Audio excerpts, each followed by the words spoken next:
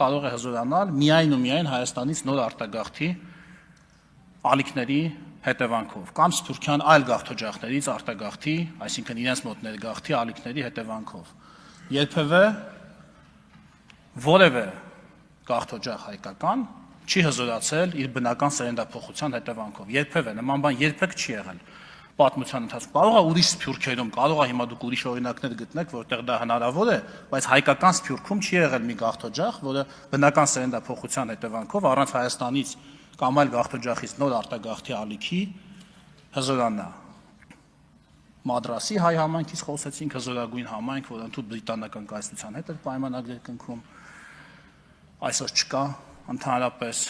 Ժամանակի նշանավոր համայնքները մեր Եգիպտոսում, Իրաք, Իրան,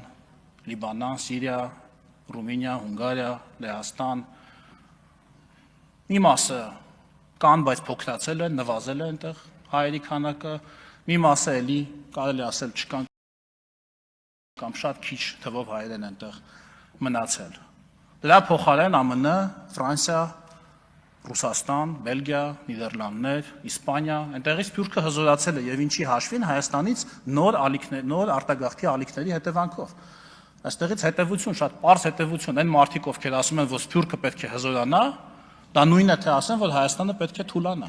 որովհետեւ ուրիշ ճանապարհ Սփյուռքի հզորանալու չկա։ Ոչ, ընկերներ, հակառակը պետք է լինի։ Սփյուռքից մարդիկ պետք է տեղափոխվեն Հայաստան, ինչի հետևանքով Սփյուռքը կթուլանա եւ Հայաստանը կհզորանա։ Այլ ճանապարհ ուղղակի չկա, ֆիզիկապես չկա։ Դուք դե ձևերը կասեք։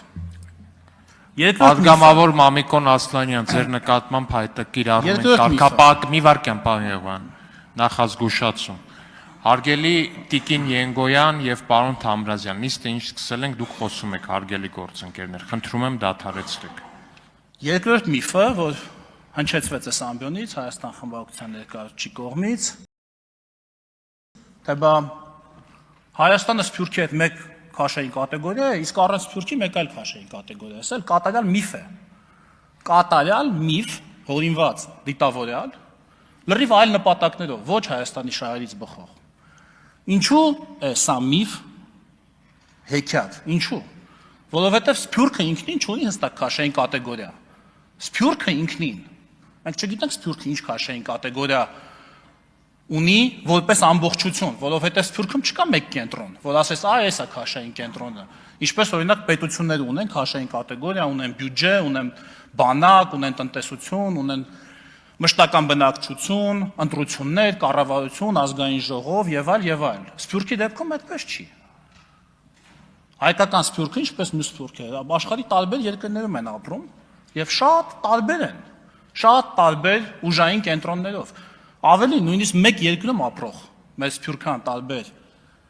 կազմակերպություններ իրար լրիվ հակադիր քաղաքականություն են վարում ու դաշնակցականները դա ինձանից շատ ավելի լավ գիտեն։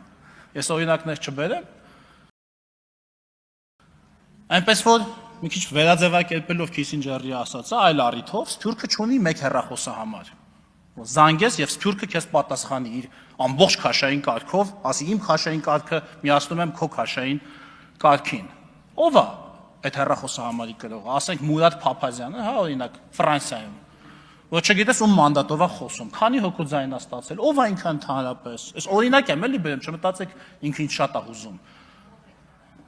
Դուք շատ կոռեկտ եմ, ասում եմ, արդյոք ինքն է Սփյուռքի ներկայացուցիչը, որ չգիտես քանի հոգու անունից է խոսում, սա կոռեկտ է լուր, կոռեկտ եմ ասում, տիկին գալիս են, քանի հոգու անունից է ինքը խոսում, Ֆրանսիայում ապրում է 500,000-ից ավել հայ, քանի հոգու մանդատ ինքը ունի, ընդհանրապես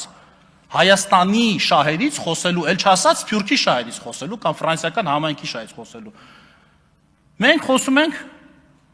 ստացած լինելով 730,000 քաղաքացիների մանդատ։ Ինքը Ֆրանսիայում 730 հոգու, ոչ թե 730,000, 730 հոգու մանդատ ունի,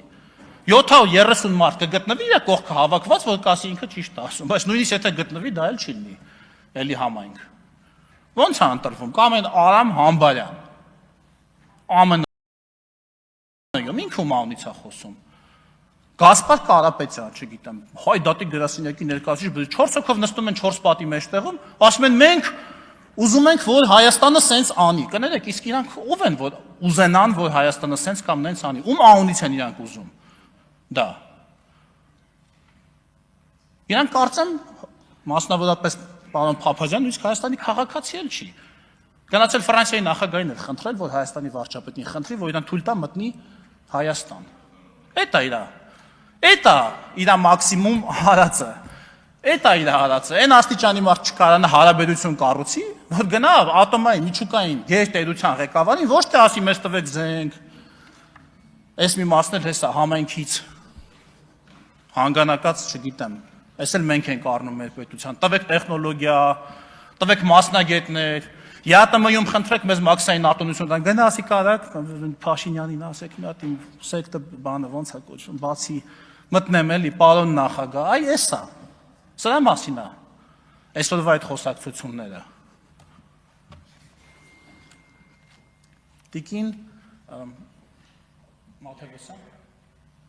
Մաթևոսյանը հարց տվեց, ասեց, պարոն Խանդանյանին կարծեմ, ասեց,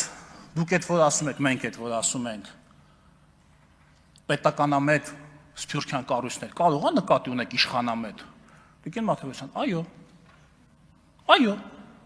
հենց դա էլ նկատի ունենք, որովհետև Հայաստանի Հանրապետության պետական շահը սահմանում է ժողովրդի կողմից ընտրված պետական իշխանությունը։ Էտա, օտարի համար այնպիսին, ինչպիսին օտարերկրյա քաղաքացիներն են։ Մի ընդհատեք տեղից հարգելի գործընկեր։ Օտարի համար Հայաստանի, եթե օտարը ուզում է Հայաստանին օգնի, Հայաստանի վարչապետին արտգործնախարարն է գալիս հարցնում, ասում է ինչով կարանք ձեզ օգնել։ Հայաստանի վարչապետն ու արտգործնախարարն ասում են սրանով։ Ոչ թե ինքը նստում է 4 պատի մեջտեղ, դաշնակցական բանը, գերբը պատին խփած, ասում է ես կարծում եմ, որ էս է Հայաստանի պետականամետ դիրքորոշումը, այն դեպքում երբ որ ինքը նույնիսկ չի իրան նեղություն տվել, մի հատ Հայաստանի անձնագիր գոնե ստանա, որը մեծ ջանք պիտի ոչ չպահանջեր իրանից։ Եվ այսպիսով, ինչպիսին պետք է լինեն մեր հարաբերությունները Սփյուռքի հետ։